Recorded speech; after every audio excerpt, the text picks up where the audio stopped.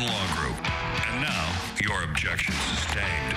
Your hosts, Karen Klaus and former Bexar County District Attorney Nico LaHood. 1200 WOAI, this is Sidebar. Thank you so much for joining us. This is kind of like an extended do-nothing weekend, except for eat. A lot of people are shopping also. This is Sidebar, and remember, go to sidebartv.com. Get on social media to watch us during and after the show, and also please consider becoming a contributor. That's sidebartv.com. This week, lots of stuff going on. While everybody was talking to each other and telling each other how thankful they were during this hard and, I guess, divided time, the Democrat Socialists were just kind of hating on America and people celebrating Thanksgiving. I kind of want to talk about that. And then the U.S. halting all asylum decisions as the suspect in the shooting of a National Guard member faces a murder charge now. And also, we head toward midterms, and maybe we can do a check of what the GOP is doing to make things stay on track and not have history repeat itself as usual. Every week, we love for you to join us. You can come here to hear the former Bexar County District Attorney Nico LaHood, trial lawyer, managing partner of LaHood Norton Law Group, George Araujo, scholar, former chemist, pharmaceutical researcher, and director. Hope you both had a wonderful Thanksgiving.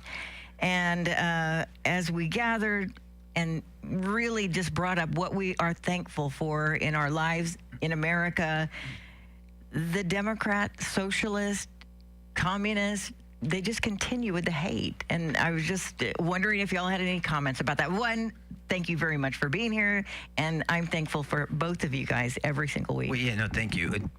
The Thanksgiving is a tradition here in the United States, but the spirit of Thanksgiving, the gratitude, is a biblical concept. You don't have to be a Christian to be grateful, but you're grateful for something or some things, but then you have to be grateful to someone, right? So there should be an object of your gratitude.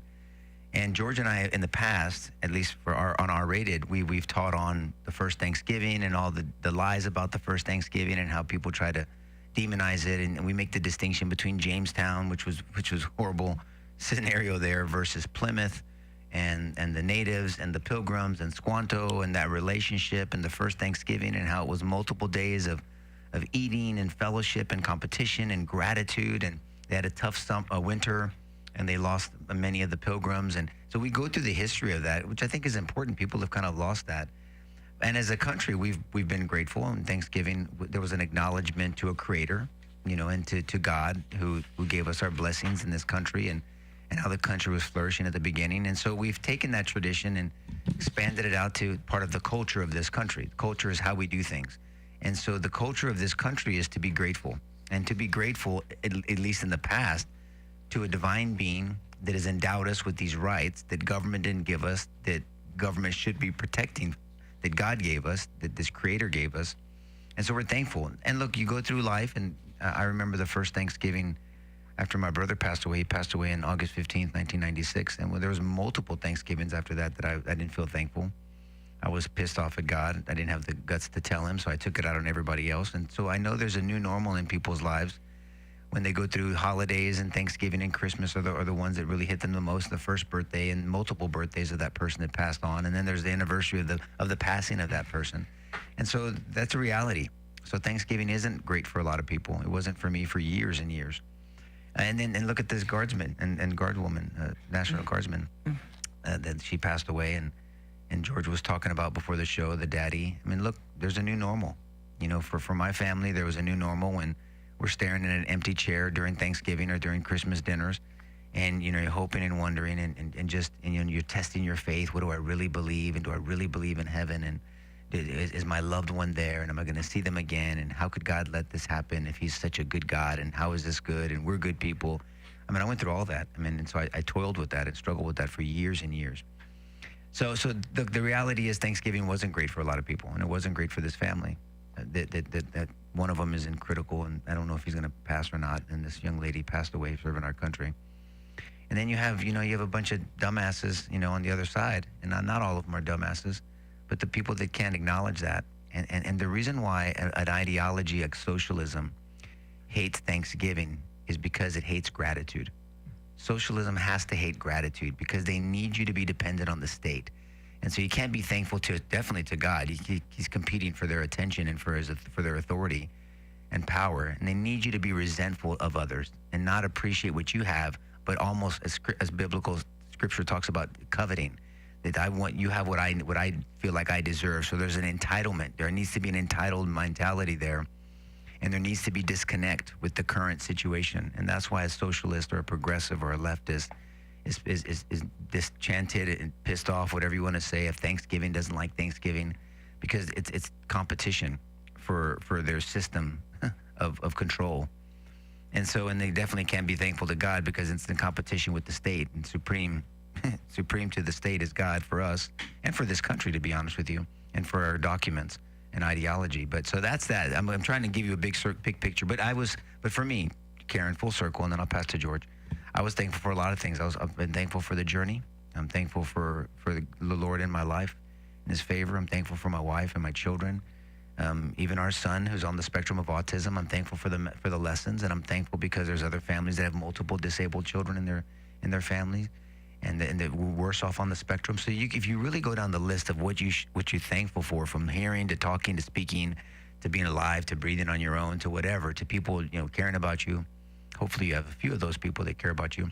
It's truly powerful when they say the attitude of gratitude, and people wake up in the morning, their morning routines, and everybody's obsessed with morning routines.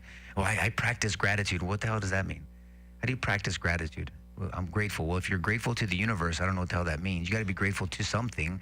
To me, it's to God for waking me up one more day, for having heaven waiting for me when I leave this earth, for my parents, for my younger brother, for my wife, my children, the opportunities, for any talents God has given me, for opportunity to influence other people, to lead them to Christ. That's for me. And for health, for just different things, for going through a journey when I went through politics and all the crap that goes along with that, through my anger of losing my brother, all that stuff. So there's a lot to be thankful for. It doesn't mean we're not still in challenges, because I didn't sleep much last night because our son is going through a challenging time, and kids on the spectrum going through puberty is tough. But I still gratitude, like Paul was grateful in prison, right? When he wrote his best works. So sorry for the long opening, Karen. You asked a loaded question to a person that's want to hear those things. And then we're dealing with this with the nation is mourning the loss of this young lady, and then we're having a debate about migration and asylum and socialists and all this other crap. So there's a lot going on there. Well, I like that you describe the worldview undergirding the politics of the other side. We're the other side meaning Democrat Socialism, or really the American left. It really is where the discussion needs to be. It's really the politics of rejecting being grateful. I like how you sort of position that. It's the politics of envy followed by the politics of resentment. It's the notion that other people have things that somehow they got by ill-gotten gains, and that those things are best in your possession, which is worse, as we say, than jealousy. Yes. Jealousy is kind of fundamentally and most primally the notion that you want something what rightly belongs to you. And it leads to bad things typically, because people go to often illegal ends or inappropriate or immoral ends to get those things back. But the impulse is a healthy one, that it's normal to be jealous or want something that belongs to you. But envy is worse than that. It's actually wanting something that doesn't belong to you, but that you feel it should just because. And so that cuts through the heart of leftism. That cuts through the heart of what is now Democrat socialism. And so no wonder Thanksgiving is kind of like kryptonite to these people, because content people, Nico, happy people, satisfied people don't make very good revolution patriots. Revolution. Right? You don't want to burn something down if you're grateful for it. And so you can just see, Right. it doesn't work that way, does it? If everybody's content and happy, or I like how you said it, it's not just that you're thankful for things, but you're thankful to someone. I happen to believe that the greatest sentence ever written is a sentence of gratitude. We hold these truths to be self-evident, that all men are created equal, that they are endowed by their creator. All of this with certain inalienable rights, that among these rights are life, liberty, and the pursuit of happiness. And that's meant to be kind of a holistic statement. I mean, what else is there besides life, liberty, and the pursuit of happiness? Literally the ability to think what you want to think, to say what you want to say, express yourself however you wish, providing it doesn't hurt your neighbor. This is why we call it ordered liberty. It's not just liberty to do whatever you want to do. The Constitution pushes ordered liberty. There's a distinction. The greatest sentence ever written is a sentence of gratitude. So this is kryptonite to the other worldview, aside from conservatism. Conservatism simply meaning a political impulse to preserve these things that we just talked about. We want to preserve an ideal based on gratitude. And we want a culture, Nico, that builds its politics and its conduct on gratitude. I don't know why that's a bad idea. That seems like a really great idea, and that's what America's built on. Now, we've failed many times along our growth, kind of like most human beings do. Yeah. But that doesn't mean we shouldn't pursue it. And what we see now is an obstruction to end that and to breed, I like how Nico said it, resentment in the populace. And so I'm asking for people who are listening to us this morning, I don't care what political persuasion you may be, think that through for a moment. Do you want your kids, do you want people you love living in a culture where resentment is the order of the day? Shouldn't be too hard a question to answer. With all that's going on in the world, it makes me laugh when I laugh because of ridiculousness, that the progressives are still mad at the pilgrims for coming, and they believe it represents genocide. They believe that they invaded America. And I think with all the problems that we're having, is that really something that they're, again, going to hang their hat on to? I don't get it. They have to have a grievance, like we talked about. I know we're going to go to break, but they have to have a grievance so they can have people against each other, so there's division, and then they can come in and swoop in like Superman and them act like God to fix the situation, which gives you control and you have power over people. So this is 101, modeled 101, and with their ideology and what they're trying to accomplish. So, and they've done it over and over again, but people keep falling for it, so it's unfortunate. Well, I was going to say next they'll complain about killing the turkey, but I think they do that already anyway. Okay, we are going to take a break. Please stick with us. Go to sidebartv.com and join us on social media. This is Sidebar. We'll be right back. With reputations as respected high-level prosecutors in Bexar County, the attorneys of LaHood Norton Law Group bring invaluable practical knowledge from the other side of the aisle, using over 70 years of combined experience to strategically advocate clients' rights and pursue the best possible outcome. I'm Nico LaHood with LaHood Norton Law Group. Have you been arrested or accused of a crime? The LaHood Norton Law Group has the knowledge to defend you regardless of how small or large your case. In Bexar County, anywhere in the state, or even nationwide, we have the knowledge to defend you in federal or state court, no matter how small or large your case. We are trial lawyers with proven success. Using their 70 years of combined experience to strategically advocate for their clients' rights and pursue the best possible outcome. The LaHood Norton Law Group. For a free consultation, call today, 210-797-7700. 210-797-7700. LaHoodNorton.com. This is Nico LaHood. If you or a loved one has been arrested or accused of a crime, we can help. LaHoodNorton.com.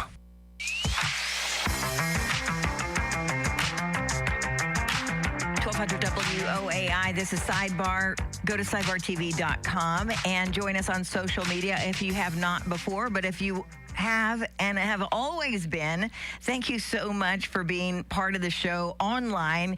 I mean, I see some of the names like Susan and Eddie and Manuel and Doug. These guys have been there from the get-go, and we really are thankful for you. Not kidding. So you read... Is that like Joe Biden? Not a joke. Not a joke. Not a joke. I was going to suggest, Nico, we've been talking about the opposing view. We're not making this up. There's a piece in The Nation, which is a Democrat Socialist publication. That's an American left. And I think it's very well described. I read these things so you don't have to. But the title of the piece that came out this week, Nico, is called "The Pilgrims Were Doomsday Cultists." And that encapsulates their worldview, that they describe them as these sort of, what do they say? The settlers who arrived in Plymouth were not escaping religious persecution. This is historical revisionism. I mean, everybody knows they were escaping religious persecution. It's been well documented by liberals and by conservatives alike. But this is basically how it starts, that the settlers who arrived in Plymouth were not escaping religious persecution. They left on the Mayflower to establish a theocracy in the Americas. And so then the basic proposition is, let's make Thanksgiving radical again. Let's get back to the things that really matter. Let's get back to abolition and liberation and anti-racism. Those are the things. Now, again, think about that. that again is a spirit of discontent. It's all about discontent. It's not about pausing. I mean, because there were political factions and political differences back then too. But it was a day when people came together, they set aside those political differences, and they recognized that they should be grateful for something greater, which is life and the opportunity to enjoy the blessings that people had around them, regardless of their political differences. We have now moved on beyond that, unfortunately. In fact, it's regressive politics, where now it's just about getting one over on your neighbor. It's bleeding the other side dry because they've done you an injustice. Does that seem like progressive politics? No, not so. Anyway, the nation describes this worldview and advances it. So we're not making this up.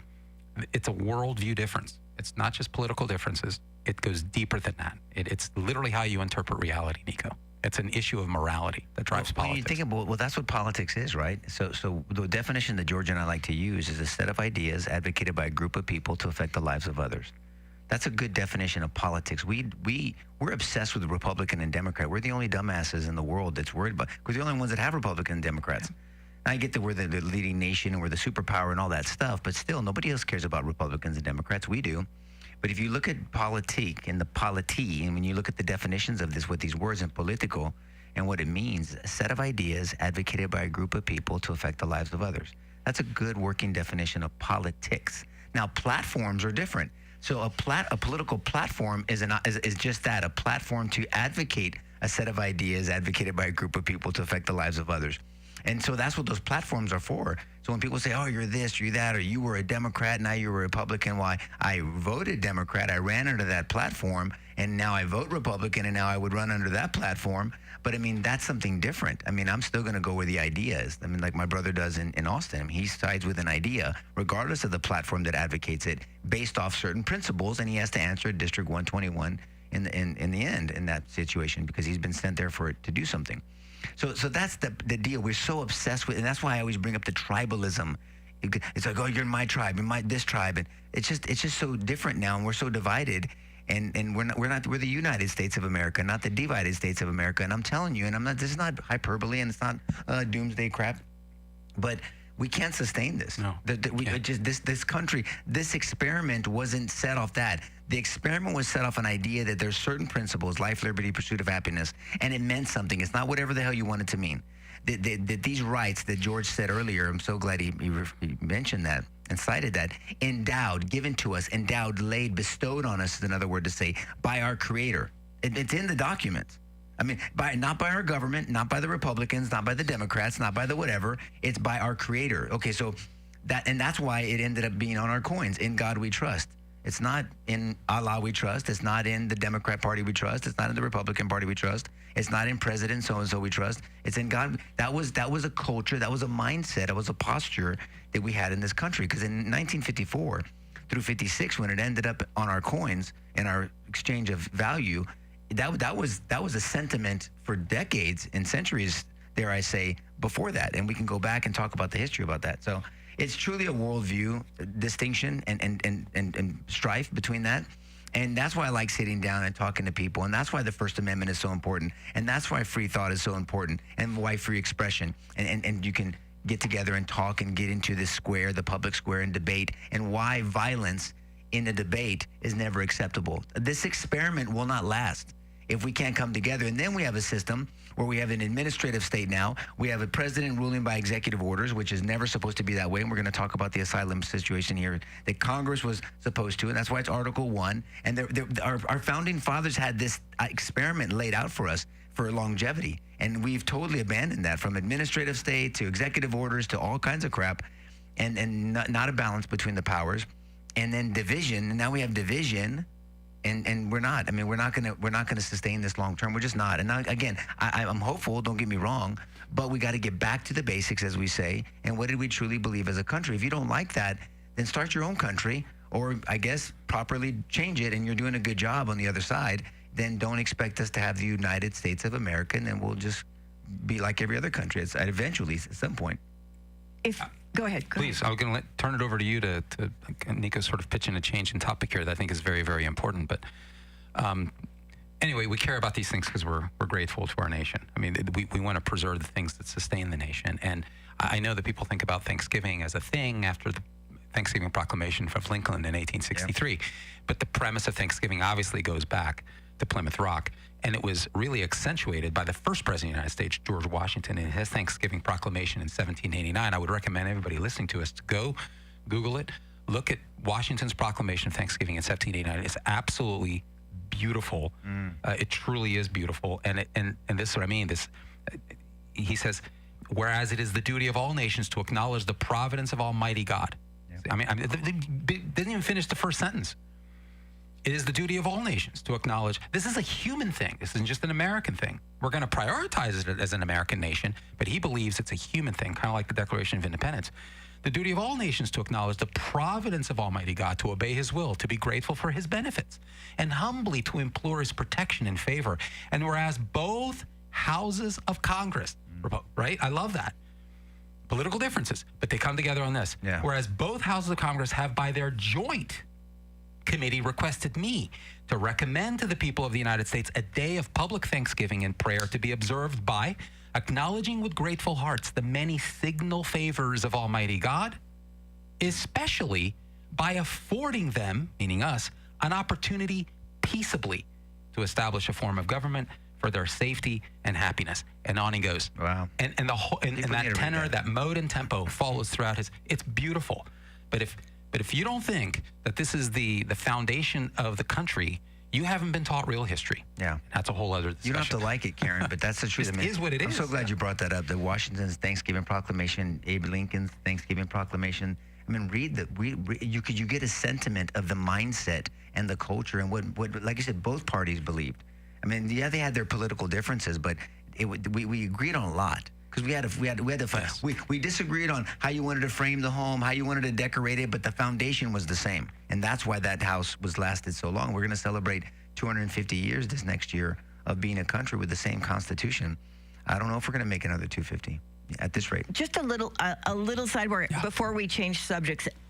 When we talk about the first Thanksgiving and really the bonding of two different cultures, it still makes me question why it is, for example, and I've heard people say this to your face, Nico, weren't you a Democrat? Or Tulsi Gabbard, you were a Democrat. Or even now, switching it around, Marjorie Taylor Greene, like feeling like she's being ousted from MAGA. Why is it so weird or so uncomfortable for people to say, this is the way I thought, this is the way I was raised, but this is the way I think now? Why is that such a bad thing? It's not. I mean, it's a repentant heart. It's humility because people aren't humble. Yeah. And because there's people that take advantage of it. I remember hearing Chris Cuomo after, when they were trying to get him to apologize for the COVID thing and how he was this, and he just didn't want to apologize. And then one time he said, well, because I was always taught if you give them that, then you never live it down. And that's the problem. There's no trust. And first of all, there's no humility, but then there's no trust. You can't show weakness to the other side, can't give an inch, take a mile type deal. And that's the problem we live in. Look, I think repentive is a biblical mindset. I mean, we should live a life of repentance. I mean, and no one's arrived. I don't care what side you're on. You just haven't arrived. Now, one of them says, well, I'm evolving. The other one says, I'm maturing, right? There's a difference in your growth, hopefully mentally and spiritually as well. But that's it. I have no problem saying I'm wrong. Because here's what I tell people all the time. You've heard me say this. I'm great at what I'm great at. I'm good at what I'm good at. And I suck at what I suck at. And I know what falls in each category. And that's just humility. I mean, I've been humbled many times in my life. God is a great teacher, and he's a daddy. We call him Abba. He's a daddy, and so he disciplines me, and he has over the years. And he's corrected me lovingly, and he's rebuked me at different times. And that's what parents do. And so, but we as a mindset, everything's got to be marketing. Everything's got to be pushing what you are. And we put this fake show on for people. That's what politics is. But it's behind the pulpits too. So no, it's not just the podiums. It's in the churches. I mean, so you got a bunch of fake asses out there, and they lose that genuineness, and then you put on a show for people, and no one wants to admit anything, which is fine. I get that. I mean, I understand not wanting to give the other side any fodder against you, but I think it's a lack of humility, Karen. And then there's people that have no grace. So there's the other side to that too, where you used to be this and you used to do this. I mean, look, man, I know what I believe. I'm comfortable in my skin. I really am. And so I could give two craps what other people think. I'm playing for an audience of one, and that's God. Because one thing we all have in common, Karen, and you don't have to like this statement, but the only thing we all have in common is everyone out there is going to leave this earth at some point. And you better know what you believe at that moment. I know what I believe, and I believe I can objectively defend it, and so I hopefully do my best to live my life accordingly. That's it. So I don't know if that answered your question, but that's my answer. It does. And so while we are thankful for the things that we believe in, and we don't have to be afraid about what we believe in, on the other hand, we have an innocent girl. I'm sorry, 20 to me is not even a woman, a National Guardsman, and one that's left in critical condition. And so here we are with today's world, and now instead of people talking about this girl being dead for volunteering to keep America safe, people are talking about Trump wanting to get rid of Afghan, the Muslim world, Islam.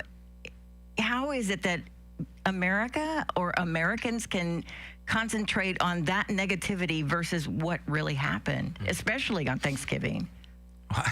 I mean, Thanksgiving is a choice. Gratitude is a choice. And even irrespective of these horrific acts, there have been other horrific acts ongoing now, even as we speak during your show. There's horrific acts going on all over the world. We just talked about persecution of Christians just last week and the week before that. This is a real thing. You want to talk about a people group that is systematically persecuted across the entire world in many places that are anti-Christian hotbeds, certainly in the Middle East and East and North Africa, and certainly in China. I mean, it's interesting that it is perhaps where the Christian church is growing most quickly and most intensely is in China. The underground church in China, I think, boasts, what is it, Nico? I mean, it's significant, but some sort of it's number in the totality of 100 million Christians.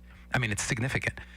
So there are atrocities going on all over the world simply because of the color of your skin or because of the faith that you have. It's a choice that you make every single day as a human being to be grateful, because in the midst of that, there are wonderful things happening too. You're alive and you have the opportunity. If you're poor in this great country, you have the opportunity to become more prosperous. If you're unhealthy in this country, you have the opportunity by God's grace to become more healthy. If you're ignorant in this country, you have the opportunity by God's grace to be less ignorant. So be thankful for your opportunity. You're screwed, right? Okay, that's it. We're taking a break, and we will be right back with more on Sidebar.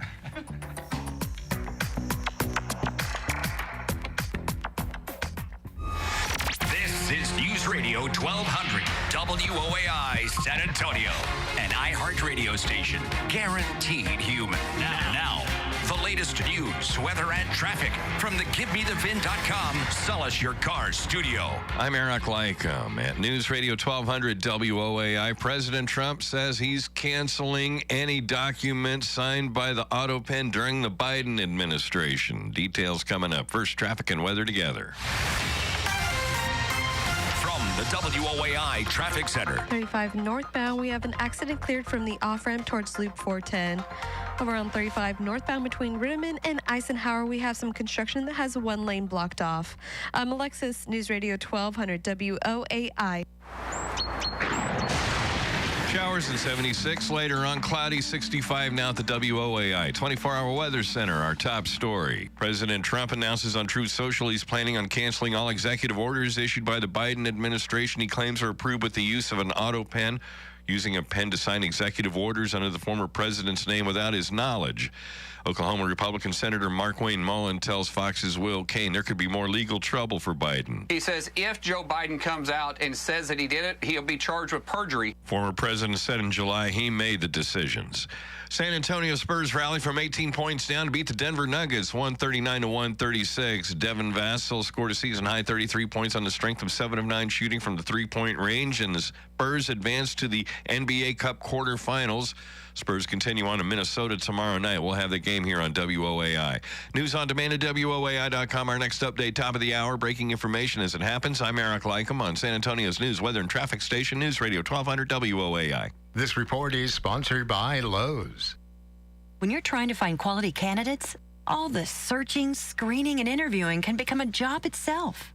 You need Indeed, the all-in-one platform that makes it easy to interview, screen, and hire quality people. Visit Indeed.com/credit.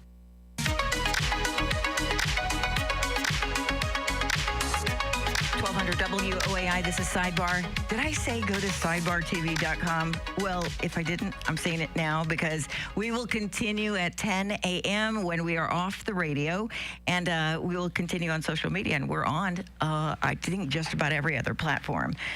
George, you said something before the break, and it's so simplistic, and it sounds ridiculous and cliche, but thinking about the betterment of America, the betterment of yourself, the ability to make things right. It sounds sort of funny, sort of like a Hallmark movie. We can always try and be better, but we have that choice, and not everybody does. Well, rumors are that you like me, but I'm challenging those rumors because you just called me simplistic. The thought is simplistic. Rumors. It is. Overrated. Stop rumors. it. It is simple. Yeah. It is very simple. We have to make a choice to be grateful every single day. That's at the heart of our faith, Nico. As Christians, it is a choice to be grateful. I mean, because there's just a lot of horror in the world, but there's a lot of beauty in the world too.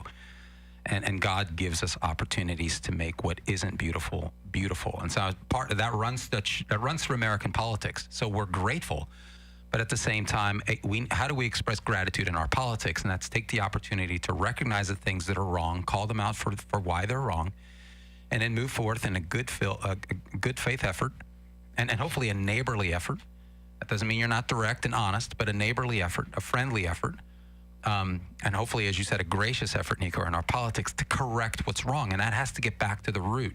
You have to identify if something is wrong, go to the root cause, so you're not just swatting at symptoms all your life. And so how is it that the conditions came to be for these two National Guardsmen to be assassinated on the streets of Washington, D.C.? It's a legitimate question to start the conversation. How is it that the political conditions came to be for that to happen? Who was the individual? What is his name? Ramanallah Lakhanwal, right? So he's an Afghan national. How is it that Ramanallah Lakhanwal came to be on the streets of Washington, D.C., and what could possibly have motivated to gun these people down? Legitimate place to start the conversation, it seems to me. So, well, I mean, obviously, it seems to be a religious motivation. I mean, it's been reported that he was yelling Allah Akbar, which is, means something very specific in the Islamic mindset. And to be clear, it was Julio Rosas, an investigative reporter, who put that out yesterday. Right. Yeah. Yep. And look, I mean, that's either going to be confirmed or it's not going to be confirmed. And so, but it's not shocking. I mean, so this guy came under the Biden administration, and he was working. Look, and we have situations where there was people like Afghanistan and people that were helping us in war efforts or conflicts or whatever, and they're benefiting us. Okay, great. And so you think, well, if they're benefiting us, then we should give them free reins, but it's not always should be that way. I mean, I understand they gave a benefit to this country, but we have to weigh that out. I mean, what was the motivation? Was he really a lone wolf? That's a question too. I mean, it makes me think that he was. I mean, using a 357 revolver, which is not, a weapon of choice these days to use, but he was proficient with it. I mean, he shot both of these. We came up on them, and it was a sneak attack. I mean, he just jumped them and shot them both in the head, I believe, and then shot again.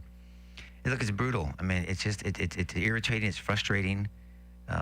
So many of the illegals that are in here came under the Biden administration. We can dissect that again. We talked about that for months and months during the Biden administration. And then Trump just cut off the border, obviously. Did it within 2 weeks, essentially. So didn't need Congress. He just needed someone to have the guts and the desire to want to use the laws that were already in place. People were on board with that. We've talked about the overcorrection. We've done all that over the months. But it sounds like he's going to do a pause to migration, to immigration. I mean, which...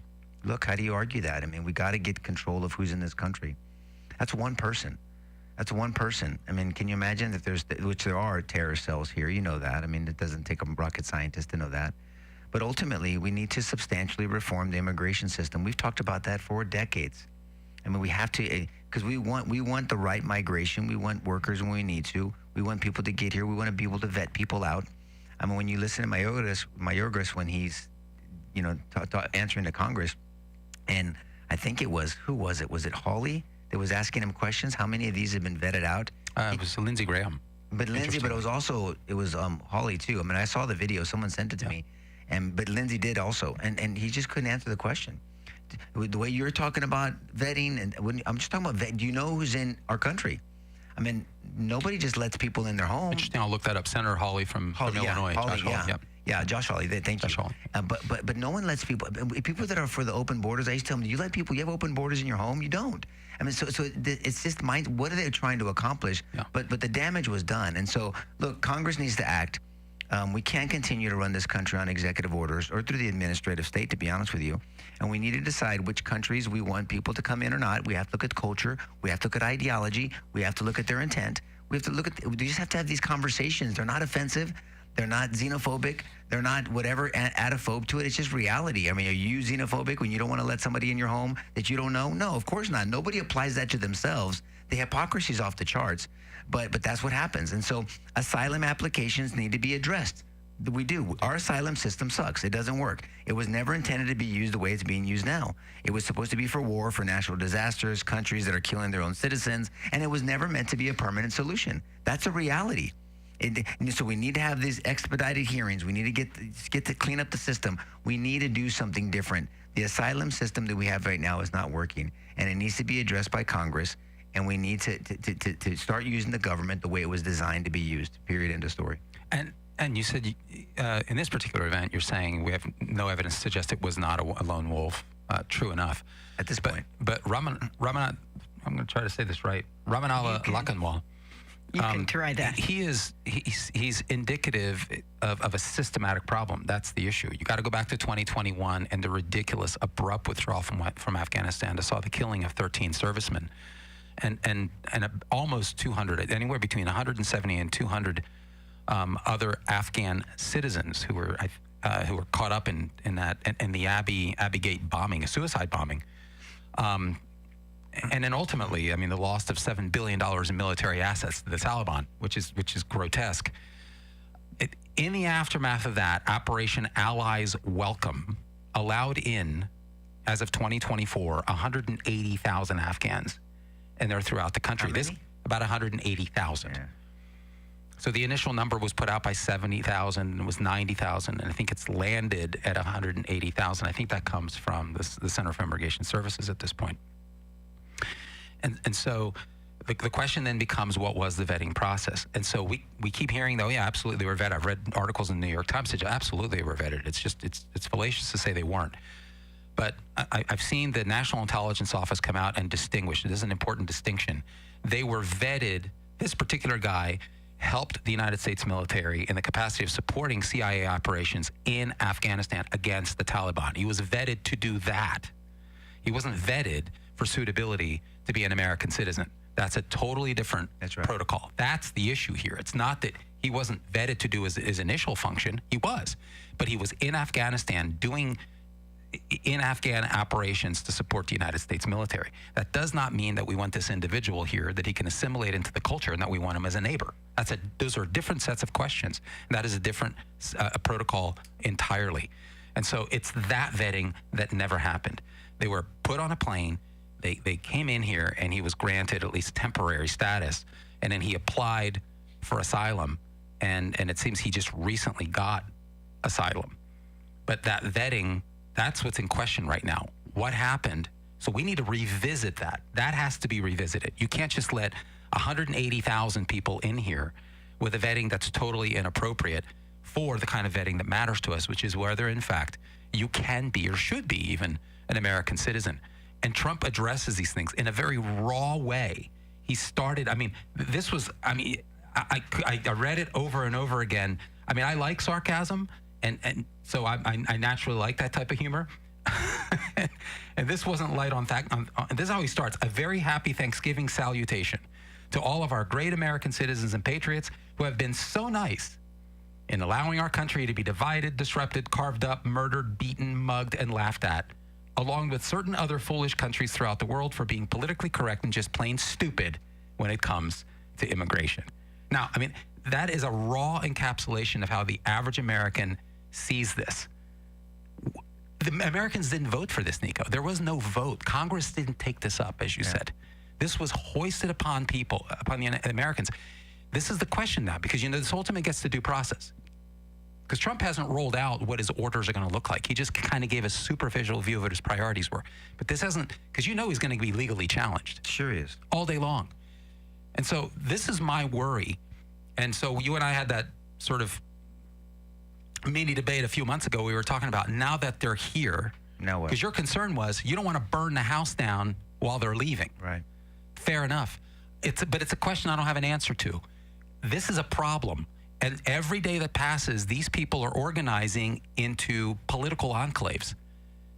CARE is very honest about this. You can say what you want about CARE. They're very honest about how there's an entrenchment of Muslim influence throughout the country. They said in a recent election cycle, they had as many as 76 Muslims running for elected office, and 38 of them were victorious across the country. And we actually have Muslims not just at the local level, the most prominent one being Zohra Mamdani in New York City, but then you have what's her name, Ghazala Hashami or whatever in Virginia. She's the lieutenant governor. She's at state level. So these are foreign ideals. These are anti-American views of foreign policy and cultural identity that are now having enough time to assemble themselves into political power and political office. The longer this goes unaddressed, these worldviews, this lack of assimilation is becoming entrenched into political power. That's what concerns me the longer we take. And it seems like we sound like broken records, but all you got to do is look at Europe. Look at the UK. Just look at what's happening. I mean, this is reality. Look at Dearborn, Michigan. It's already in our country. Look at what they try to do here in Texas, creating their own epic city. I mean, you just have to look at the worldview and the ideology. And is it compatible with our constitutional republic? It's just that simple. Look, there's a buddy of mine yesterday, my buddy Brian, just sent me this text. I had never heard of this lady, Valentina Gomez, the 31st Congress. Have you heard of her? Young girl? Yeah, she's a young girl. Man, she's a beast. I mean, she's very direct about the Islamic culture, firecracker, and ideology, and how it's not compatible, and how it shouldn't be. You know, I mean, look, she's a force, and she should be listened to. She's running as a Republican. It's an interesting look. We just need to address this because this is a real situation. It's not about radical. It's about look at the ideas and see and look at other countries that they've implemented these ideas and see if that's what we want here in this country. Okay, no. Let's take a break right now, and we will be back for our last segment. Be sure you go to sidebartv.com and get on a social media platform right now. We'll be right back.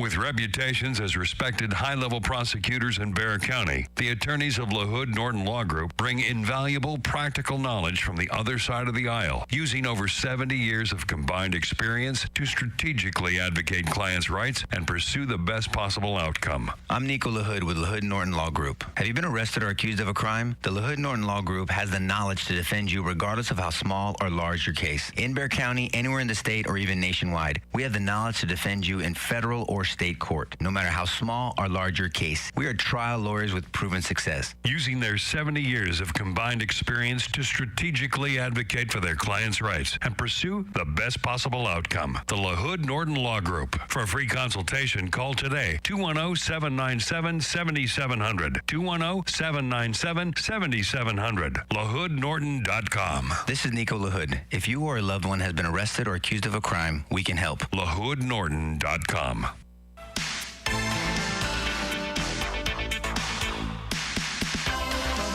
WOAI, this is Sidebar.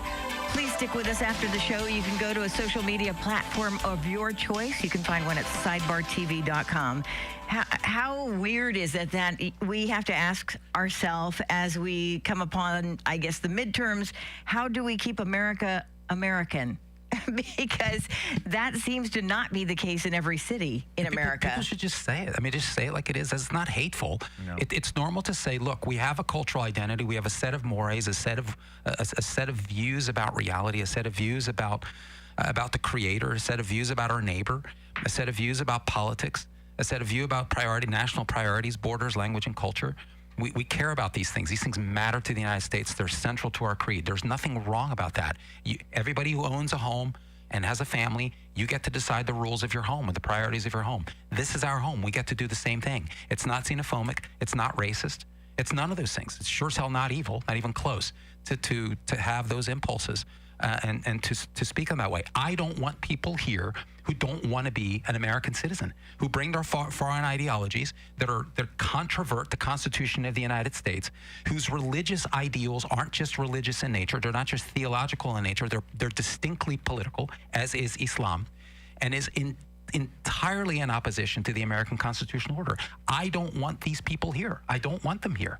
If they're coming here to leave those things behind and become American and adopt the rules of this house, they are more than welcome here. We will embrace them, and they will become part of our family. And they will not be greater than or less than me.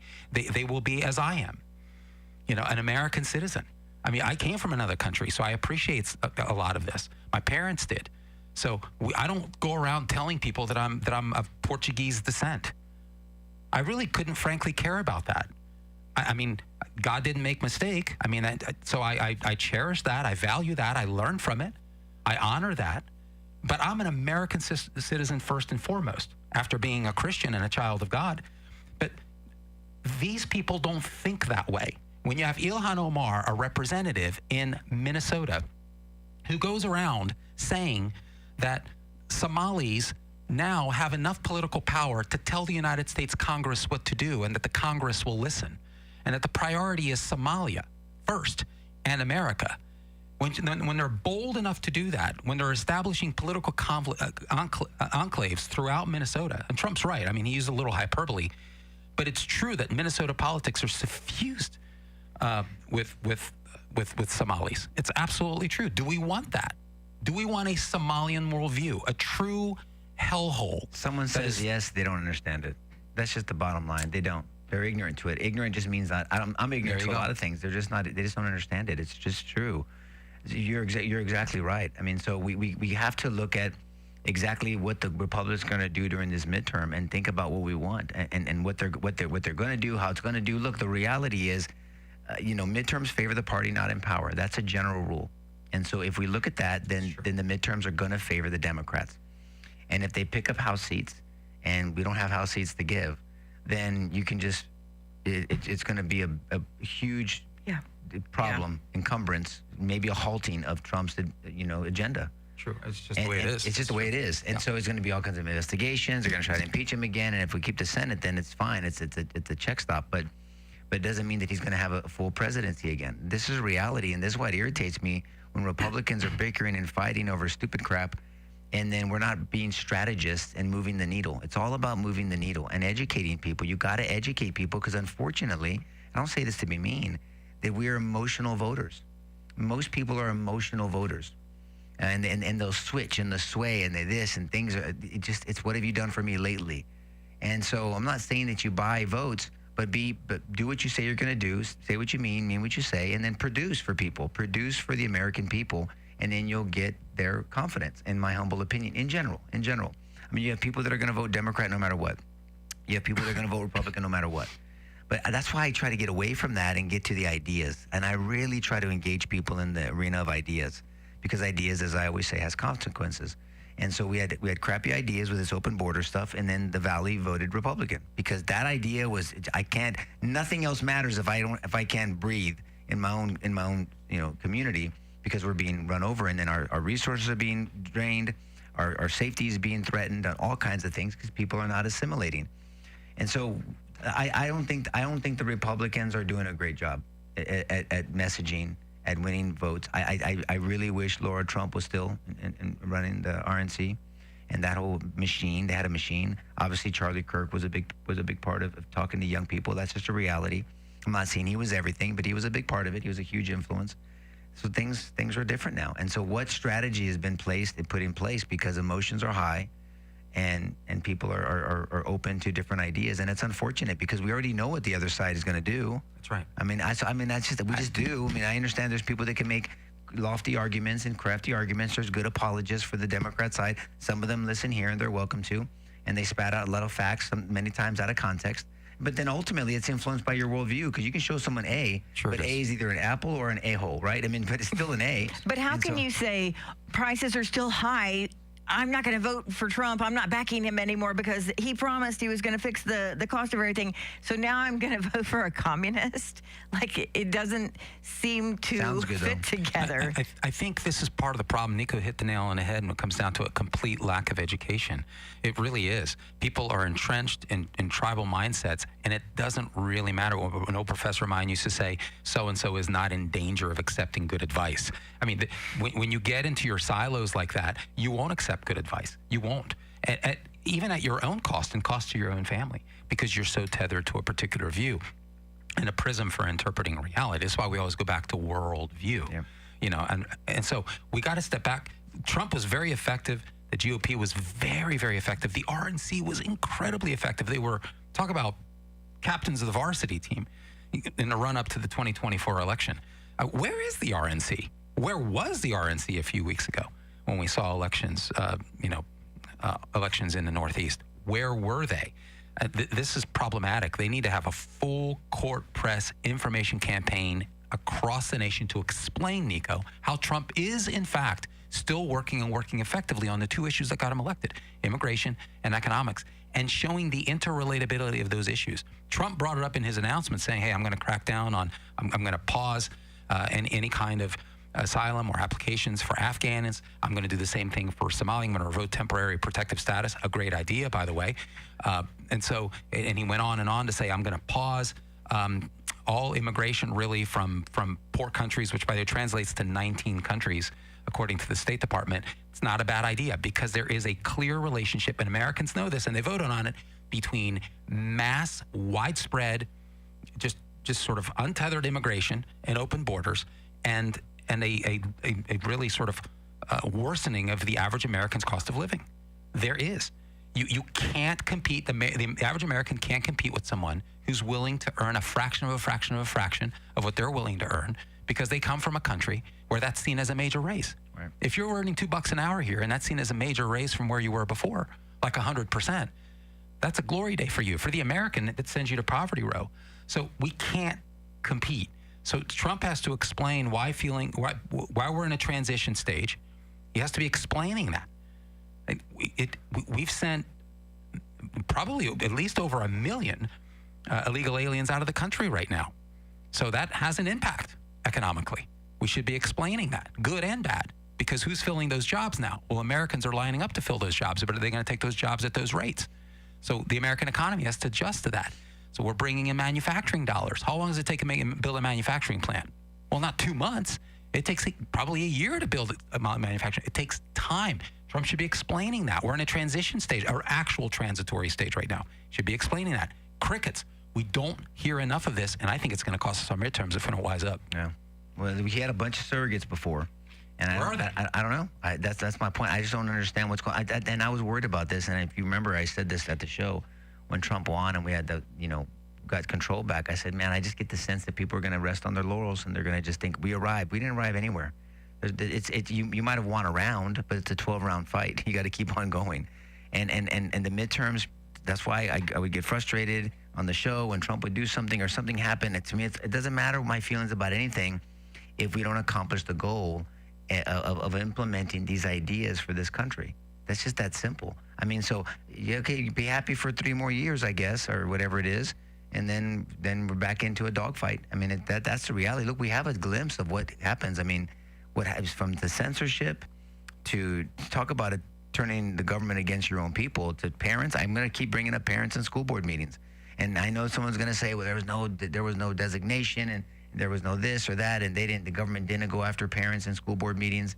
There was a different mindset. It was a completely different culture, and there's people that were being prosecuted for praying outside of abortion clinics to, you name it. We talked about that case up north. So it's a different mindset, and it's not welcome, and dissent and disagreement is not welcomed. And then what they do about that disagreement is another story. And so they're talking about, politicizing the government. Under Biden, it was horribly done. I mean, we know that. And so, look, it pains me. It bothers me. I worry about my children. I worry about my future grandchildren, God willing. And I don't know what it will take, and I think I do. It would be, unfortunately, some type of attack on our country to bring people together. And I don't want that. I don't want another 9/12. You know, I always talk about 9/11 and then And not 9/12. necessarily from without, even from within. But that's my, well, yes, of course. And the people from without are loving it. And then we have a problem. So the beautiful thing about our Constitution and our political system is that of the people, by the people, for the people. But the problem is also is we don't have people in power long enough. If we can't get people on the same page, then we just keep this pendulum going back and forth, and we're a bunch of yo-yos over here.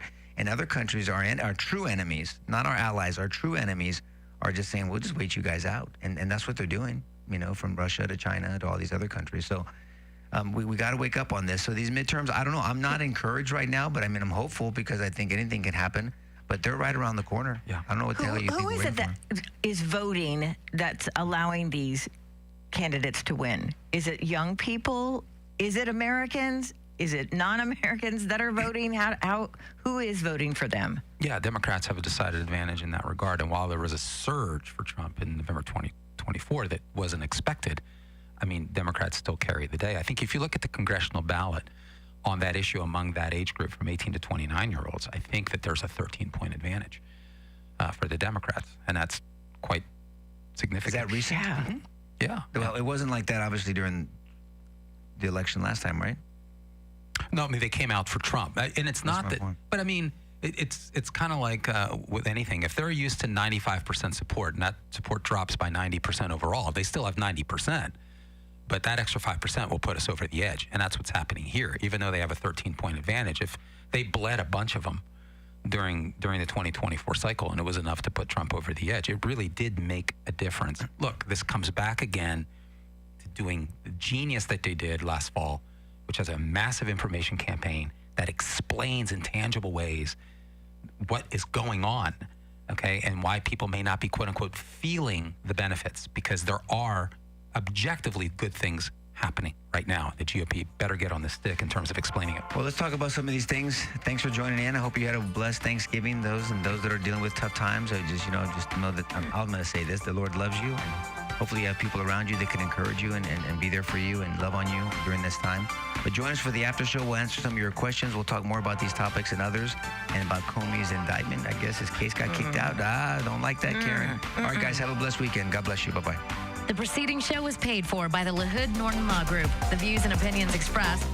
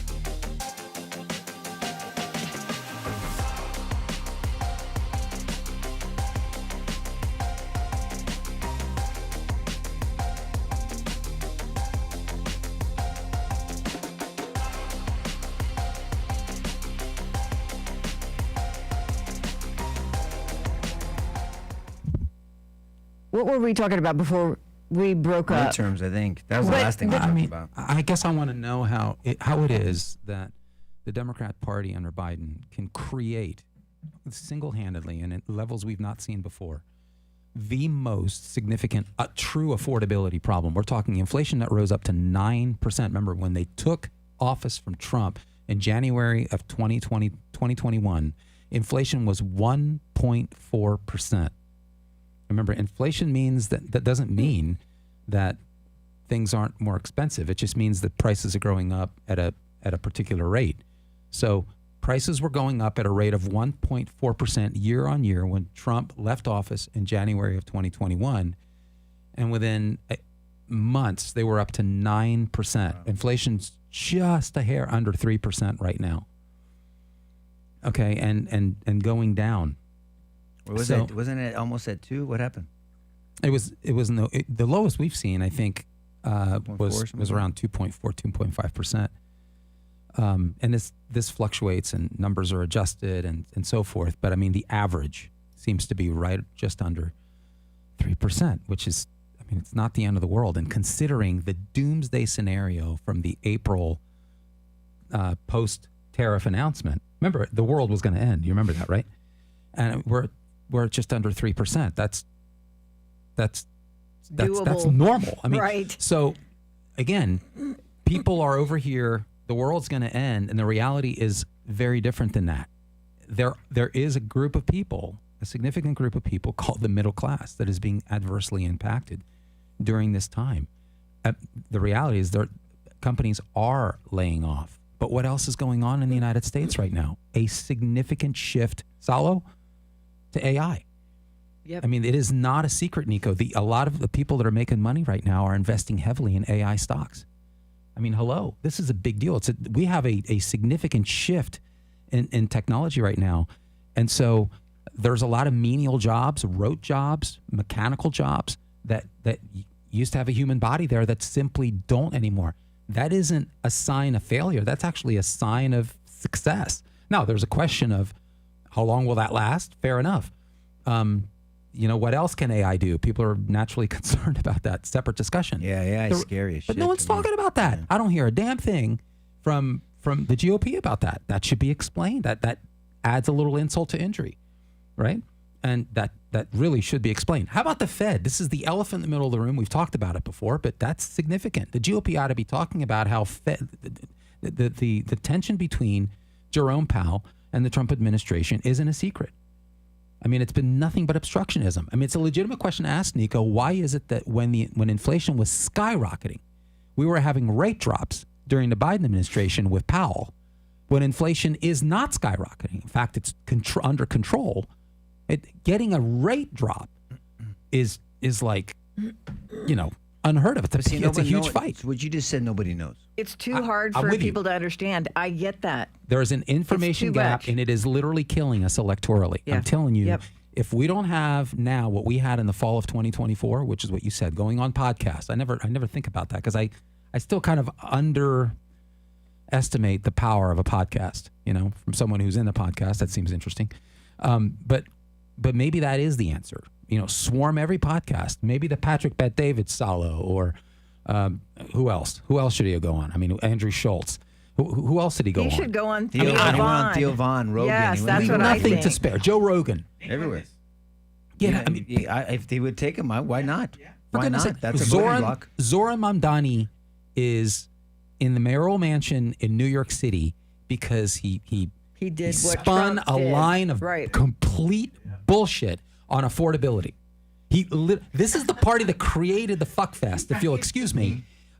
And they're the ones now that are positioning themselves as saviors. Are you kidding me? I mean, the GOP is nowhere to be found. They're literally walking into a trap here of their own making, simply because they're not communicating. It drives me crazy. Build back better.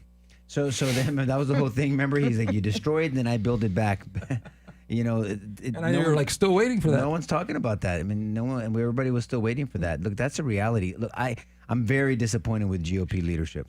I mean, just just in general, locally, but also nationally, we just don't have it. I mean, I don't know how they didn't think this was going to happen after someone as much of a powerhouse and as organized and a leader and personable and all this stuff and visionary as Laura Trump leaving? I mean, what did you think was going to happen? I don't know. I mean, who was going to fill that vacuum? Yeah. I mean, and people need to think about this. Look, Trump's leaving office, man. He's leaving office in 3 months, 3 years.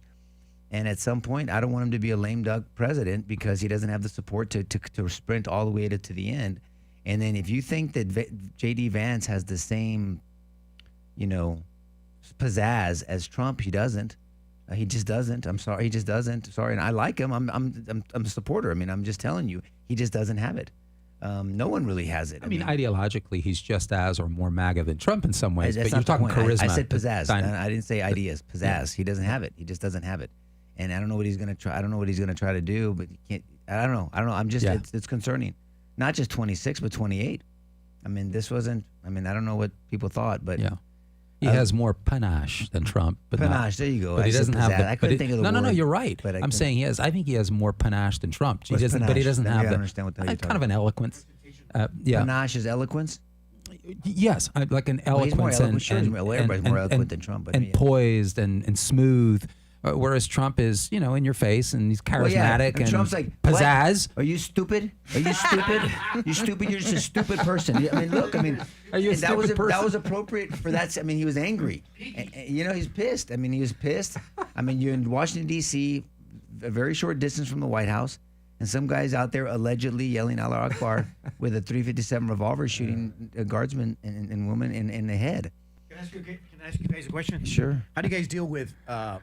I understand there's wisdom in gray hairs, right? The older generation has wisdom. I get it completely, right? Maybe. But something that I see here, Nico, even in the GOP, it's older generation. And I understand that they know how to do things, and I understand that they have the information, but they got no marketing skills. There's no energy there. And I'm not saying that the marketing is the most important thing, but without the marketing, you can't get there. So we're getting frustrated with the GOP nationally because they got no marketing skills, they got no communication skills. And now the GOP, I see the Dems, now they're going into a podcast. Now they're doing and the GOPs can be found. So at the national level and the local level, I see they need young energy. I don't know, younger people. So you're right. Look, and they need. We have more people. And there's that word diverse. We have a lot of people, a lot of Hispanics, blacks, different cultures that believe in traditional values and support the GOP. But don't forget that before I was DA, Susan Reed was DA for 16 years, Republican.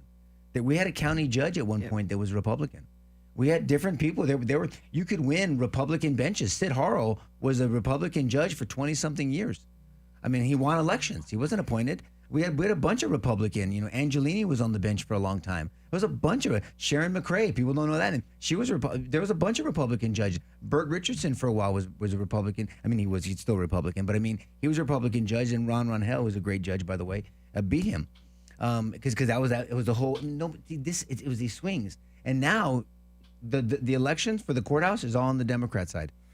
With all due respect, we're not going to have a Republican DA here in this town. We're just not for a while. I was telling somebody about the vote for the Spurs. Well, it's reality. The Spurs thing, they were voting for the Spurs auditorium, whatever. If they would have gotten a few young people on the side of against it, they would have won. Yeah. If they would have gotten just a few people going against it, they would have won, but they didn't. Yeah, I'm getting calls. I'm getting text messages. Let's just talk about it. Run for DA, run for DA. And look, I want to. I'm not going to lie. I mean, I have hero syndrome. I want to help. I know I can make a big difference in this situation. Obviously, my wife hasn't given me the green light, and I have children, Michael, and we have a special needs trust we have to fund, and we have to think about their long term. And if I get back into politics, am I going to be there? Oh, brother, it's a huge commitment. You commit to changing your weight in a year. This is more than a commitment. It's everything. I mean, it's everything. And I mean, it's just not that you need to lose weight, George. I mean, you look great. So far, I'm doing pretty good. But I'm just saying. And I've talked to people about this, but you're the only one that could win as a Republican because I think I could win 20% of the Democrat vote. I do. I mean, because there's a lot of Democrats that still support me, that know what kind of DA I was, know my heart, they know me personally, and they're still blue dog Democrats, and no matter what, they still gonna vote Democrat. But man, they'll go in. What about independent? There's someone they're gonna run independent. And that independent person, even matter. There's a bunch of I know you're politics not out there, man. Maybe you're like Trump that you won't review your strategy for war. But as you think about, if hypothetical, if you would run, what would you do different? Like in your run, What would you different? In my run or in my in your run, leadership? Just okay to get there, because you're talking about how to get the Democrats and get Republicans. What you've learned on the different races you've seen, is there anything you would do different? Well, I mean, I ran as in running the office, I would do things differently, but in campaigning, I was just everywhere. I mean, that as a Republican, if I ran as a Republican, it'd be completely different. I'd campaign as a Democrat because I'm going to get the Republican vote anyway. I would campaign as a Democrat. I love that. Right? I mean, why wouldn't you? That is amazing. I would campaign as a Democrat. I love that. I'd go to the east side, go to the west side, go to the south side. I would campaign as a Democrat. I mean, seriously, you told your brother to do that, and it absolutely worked. well, for the 121. Yes, but I mean, yes. but Mark wasn't known yet. I think if Mark ran for DA now, I think he'd have a much better chance. No, 'Cause he's the he's local, busy. Explain that. The local I mean, media was still covering for What, Joe. what does that himself. mean? You'd campaign as it? I want to understand that. I would run as a I would campaign as a Democrat, meaning where I would go. who Okay, I would where talk you to. would go. Not my ideology. You'd campaign in Democrat. No, strongholds. yeah, I wouldn't campaign as a Democrat. Like I'm a Democrat. Yeah, Thank you for clearing that up. I would, but even when I ran under that platform, I remember someone asking me, "When did you change?" I go, "You don't pay attention to me. Name one position I changed on." I'm more vocal about something. Why? Because you asked me. There's not one position I've changed on. When I ran the first time for DA, there's not one position I've changed on. I've been educated about positions. I'm even firmer in certain positions, but there's not one political position that I've changed. Not one. But the problem was my predecessor, I mean, I'm not being disrespectful to Miss Reed, but people didn't like the way she'd run and she'd whatever. And so people were just voting. Some were voting me for that reason, but I haven't changed one position at all. So I would campaign as a Democrat, meaning I'd go as if I was a Democrat, go into all the areas that a Democrat would go to. Yeah. Well, everywhere. I mean, there's Democrats that don't come to the north side. They don't go to Cornerstone when they do the introduction. They don't go to this. They don't go. I'd go to the Stonewall Democrats. That's the LGBT aspect of the Democrats. And I would just, they know me. They know me. We're going to talk. I mean, I would go to the west side. I'd go to the west side Democrat groups. I'd go to the south side Democrat groups. I'd go everywhere, east side. I would vote. I love that. Well, that's what you have to do. I love that. Because look, a Republican, you win in Commissioner 3, Grant Moody, which I would run for commissioner at some point because I wouldn't have to shut down. I mean, I'd be open to that. I mean, you can win in 121 where Mark's at because that's a lot of Republicans. You can win in one Senate seat, and then of course John Lujan really changed the South Side because he's made that so far. That's how you'd have to do it. John kind of did it that way, but the Republican Party, John's a one-off. They're not doing it. And then we put up, I'm sorry, I'm not trying to be mean, but you don't like it, tough shit. I mean, we put up just anybody to run as a Republican. And then we get into these Republican powwows. Yeah, we're going to go do that. You ain't doing shit, motherfucker. You're not doing shit. You're not, because you're not going to move the needle. And so I don't need to go to a meeting to make myself feel good. I want to make a difference in their community because I've seen it. I've seen the results of bad ideas, and you're never going to see it worse than in the justice system. Look at what we're seeing. Look, San Antonio is the most dangerous city per capita out of your urban cities. Yep. It wasn't like that when I was DA. It wasn't like that when Susan Reed was DA. I want to be fair. But when Joe Gonzalez and his shit-ass ideas, and he's a coward of a man, I mean, you put that combination together, and even Democrats don't want to vote for his ass. I mean, you have Ron Hell, great judge, by the way, and Republicans don't run against him. I'm sorry. You're not going to get my support. Ron Hell's a great judge. But when Ron, who swore Joe Gonzalez in, was going to run against Joe Gonzalez as DA, that's like Sid Harrell running against me. Sid Harrell swore me in. A Republican district court judge swore me in as DA. There's a great story behind me and Sid Harrell, by the way, because he was the judge I was in front of when I got arrested for drugs. No way. Yeah. So I got arrested for selling drugs. I was in front of Judge Sid Harrell, and people worked on my behalf. I was offered deferred adjudication. Judge Harrell overlooked my deferred adjudication, gave me an opportunity to turn my life around. Then I run for DA, and he swears me in as DA. The same judge that I was in front of as a drug dealer. Love that. Yeah, man. I mean, I'm a big fan of Judge Harrell. And who are all those 100 like- people that have thrown their name into running for DA? Oh, man, it's ridiculous. I know all of them, and I like most of them. But I mean, look, this is not a game. The DA race is not a game. That's what it It's felt like like when everybody's I heard running all of in, that. and everybody's jumping in, Yeah. and everyone thinks this is not a game. This is a very different position. I'm telling you. And it's a thankless position. And it's a grueling position. And it's a position that you better get real fucking comfortable being unliked. You better be real comfortable. And one of the greatest compliments I had was by someone in trial for a burglary of a habitation. I was DA, and I used to walk around the courts. I wanted the ADAs to see me. I wanted the judge to see me. So if they had a question, to say, Nico, can you come up? Yeah, Judge, how can I help? What can we do different? I mean, I was like that. I wanted people to see me. And then, my detail was like, I could protect myself, but where are you going, Nico? Where are you going? Don't worry about it. I'd sneak out. I'd pretend like I'm going to go take a dump, and I'd walk out, and get out of and walk around the courthouse. And I walked into a courtroom, and there was a trial for burglary habitation. So I was just watching. I was just seeing how our prosecutors were doing. Said hello to the defense attorney at some point, and I ended up walking out because I got a phone call, and I had to go back upstairs. I had a meeting, and everybody said, "Where'd you go? Where'd you go?" I was like, "I'm walking around. Don't worry about it." And I walked out with the two defendants. I was like, "I'm not avoiding them.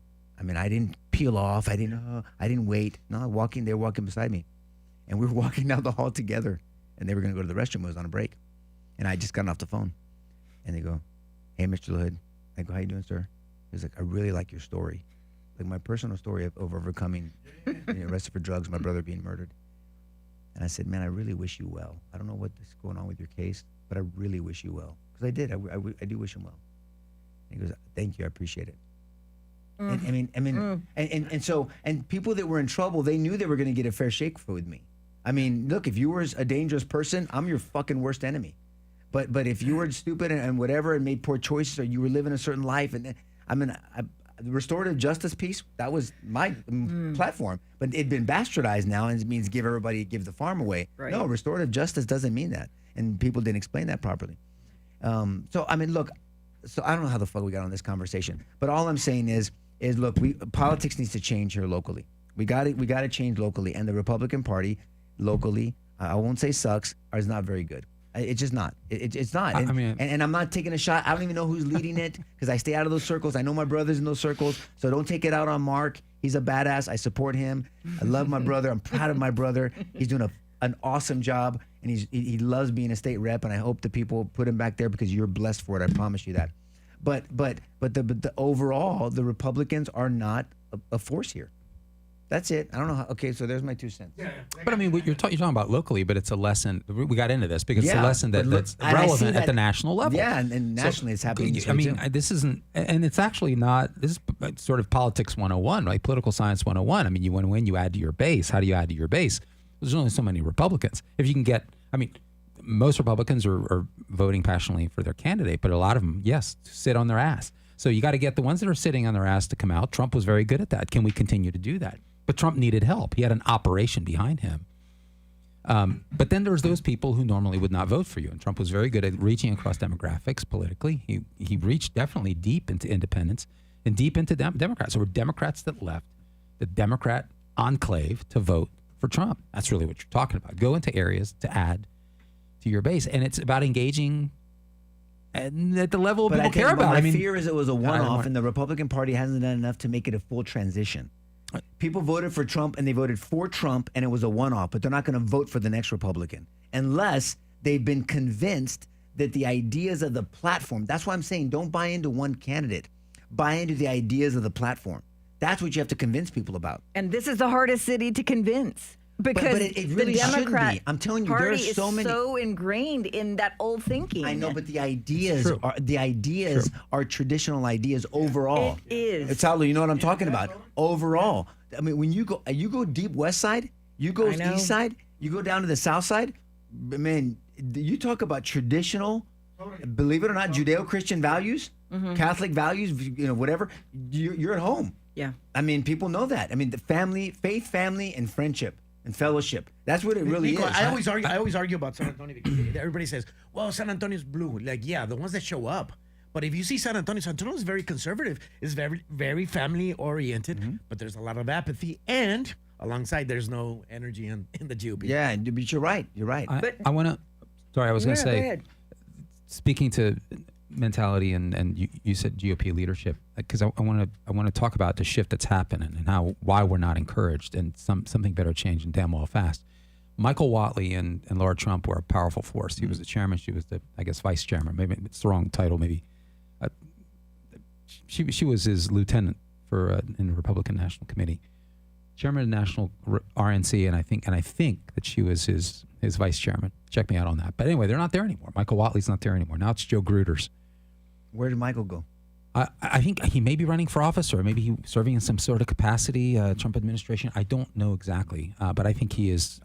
He's a true talent, and he knows how to mechanize operations. The guy who's in charge right now, I'm really sort of underimpressed. He talks a lot, but doesn't seem to be doing a whole lot. Anyway, he was asked about the GOP's prospect in the midterms. And here's what he said. We're 2-39 in off-cycle elections. That's the incumbent party in charge of the White House. But the difference is and here's the problem. Listen to the problem. He sees it as a win. I don't. But the difference is we have a president that's as committed to winning as they get. All the guy does is win. He's a winner across the board. And I think that candidates are going to be able to ride on his back all the way through the midterms. What a lazy son of a bitch. What a lazy mindset. See, Trump wouldn't have won without Michael Watley, Laura Trump, Charlie Kirk, all the strategy, Barron for getting him on these podcasts. It was a synergistic effect. It was Now, did they have the right candidate and did they have the right times? Because you had the right incumbent. You had Biden.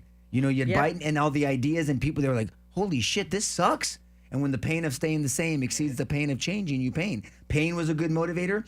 And then you had Kamala. you had this force and you had this synergy. I mean, it truly was running on all cylinders. Yeah. It was amazing. And then you had this amazing result. Every damn state, whatever you saw the results. I won't go over them again. But it was amazing what happened. You don't have that right now. And that dumb dick needs to leave. Whoever this is. Well, he says that Joe Gruters. What an idiot. And he goes on to explain all of the positions. Stupid ass. And he does a really good job at explaining the positions that work. Trump's positions on the economy, what Trump has done from a foreign policy perspective, what he's done to secure the border, all those things being true. But the notion that you're going to float on Trump's vapors is stupid. He talks a good game. We need to get out there and work on voter turnout. But the reality is we just had a laboratory where we got to actually see it, and it didn't happen. The get out the vote campaign was nowhere. We had thousands and thousands. In the case of Virginia, we had hundreds of thousands of voters that didn't show up for the Republican candidates that had shown up in the age of Trump in November of 24. So they're not getting the vote out. He keeps talking about the big, beautiful bill. That's a wonderful win. The reality, though, it's been turned into a negative because in the vacuum of communication, the Democrats have stepped in and just beaten the living hell out of it. And so now people think it's a scourge. So a win has now become a scourge. It's now become a deficit for the GOP because they're not explaining it for what it is. We just had a win on the shutdown. Remember? The Democrats wanted us to extend. Nobody won that politically. Well, it doesn't help that they could have, because the GOP did the right thing and they held their feet to the fire. They wanted to extend ACA subsidies, remember, and to many people who are actually not legal. Well, the GOP should explain that, develop that. But the problem is now that the subsidies aren't going to be extended. Listen to this problem because it's coming. This is a big train that's coming towards us right now because we're not communicating. The subsidies are over. Well, if we're not going to subsidize, there are going to be millions of people, and those premiums are going to shoot up to the tune of 26%. It's going to make the inflation issue look like nothing. Who's going to communicate that as the GOP's problem? The Democrat machine. Where's the GOP on this? Nowhere. What's the alternative? Nothing. As much as I didn't like John McCain, he had a point. We're going to take away the ACA, and then what are we going to put in? It's nobody could come up with anything. There was no unity. We got nothing done. So I agree. We should have done what we did, held our feet to the fire, reversed the subsidies, but then do what? Because if you don't, you're going to have a skyrocketing increase, and they're going to blame the GOP, and a part of them is going to be right. And this is all because there's a lack of communication, and there's a lack. The GOP is very tribal right now in the U.S. Congress, to use Nico's word, totally fitting here. That's hurting us. And so I don't know what Mike Johnson's doing. I don't know if they're sitting around waiting for Trump. They keep actually asking Trump to step in to help mediate. Are you guys serious? Trump is 78. And I know I don't like saying it, but it's true. The guy is loaded with energy, but he's not the same Trump. Nope, he's not. He's not the same Trump. He's not. He's not as energetic as he used to be. Nope. He doesn't seem that way to me. he looks a little more tired to me. A lot more tired. I mean, the guy's not sleeping. He eats like shit. I mean, he doesn't work out. He's still a machine, relatively speaking, but he's not what it used. He's not what he used That's to the be. reality. I mean, they're even writing about it. It's interesting that they're writing articles about Trump seeming tired, but but Biden was wonderful. But that just shows their bias, the ones that talk about that. But look, and it's not a dig on him. He doesn't take care of his health. He's stressed out. He deals with it amazingly. He's still tweeting at 12:30 at night, I guess. But I don't know how he's lasted this long, to be honest with you. So again, that's not a dig, but that's a reality. Look, I'm very unimpressed with the GOP right now. I just am. I mean, in general, and we have some powerhouses, but nobody's out there. At least maybe I'm not watching the news. I was busy with that trial and prepping for another big one in January. But I don't know. I don't know what's going on. But I mean, there's still time. I just don't know what they're doing. I really wish Laura Trump. I can't imagine they're not seeing this. I can't imagine that they're not seeing this vacuum. It seems catatonic to me. They see it, but there's just it's like they can't get out of their rut. Look, on paper, it's not as bad. On paper, there's some 46 competitive seats, and the Democrats have more seats to lose than we do. It's an opportunity for us to hold, if we could just hold our own, Nico, and peel off a couple, it'll help. But what are they doing to do that? Because it isn't just going to mysteriously happen. Like you said, you would go into your opposition and you would engage with your voters, like Mark often says he did. He went door to door to talk to people in traditionally hostile areas to engage with them. We did that in 2024. I think it was a reason for our success. I don't see any of that. I don't see them. Joe Gruder is sitting there talking at a real high level, but I don't know what they're doing tactically, and it makes me nervous. Never heard that dude's name. Joe Gruters. How do you spell that? G-R? Gruters. Nico, so I'm missing Michael Watley. Go is ahead. Soros money still a factor when it comes to races in Bexar County? Yeah, sure it is. But not directly, but through different organizations he donates to. Sure, of course it is. How do you, knowing that is a possibility, how is a Republican going to combat that? Well, you raise money, but you raise interest and you educate people. You look. I mean, you got to do things differently. It's the definition of insanity that drives me insane. Is we're doing the same thing over and over again, think we're going to get a different result. It's like nothing's going to change without you trying to change it. It's who wants it more, and we're doing the same. To Salo's point, the same old playbook, the same old this, the same old meetings, the same old rah rah rah, whatever. The same old candidates, the same old this. I mean, we're not doing anything differently. I mean, Trump did things differently. The whole machine worked differently. Trump was a different candidate. Don't get me wrong. It was a different time. I got it. Check. You can't change that. But at least keep the apparatus together, and then you got to fill in another candidate. And I thought they were doing that by JD going on so many podcasts. Now I get it, candidate versus actual person, but you got to think ahead. Make yourself available. Go on these podcasts. I would, if I were Trump, not that he has any time, but it's worth it. It's worth it. I would do a tour of all the podcasts that helped you get into office. Go back and say, look, and maybe make it a 45-minute instead of a 2 hours, whatever it is, or an hour instead of a 3. Fair enough, but start chipping away at it. Oh man, yeah. I mean, all of them. Rubio's a great interviewer. Where's Rubio been? Yeah.